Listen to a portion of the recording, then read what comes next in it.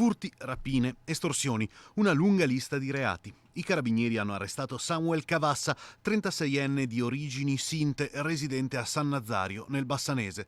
Lo cercavano da luglio del 2016, quando aveva commesso una rapina in un'abitazione di una 81enne di Codevigo. Sorpreso dal figlio dell'anziana, non aveva esitato a minacciarlo di morte. Cavassa agiva sempre con la moglie e il complice appena diciottenne, che sono stati denunciati.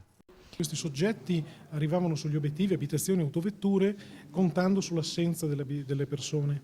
Qualora le persone si fossero accorte della loro presenza, questi accampavano delle scuse di varia natura, come informazioni stradali o conoscenze di persone inventate, per cercare di eludere il controllo da parte delle vittime. Almeno 6 furti commessi tra il padovano, il vicentino, il trevigiano e il veneziano.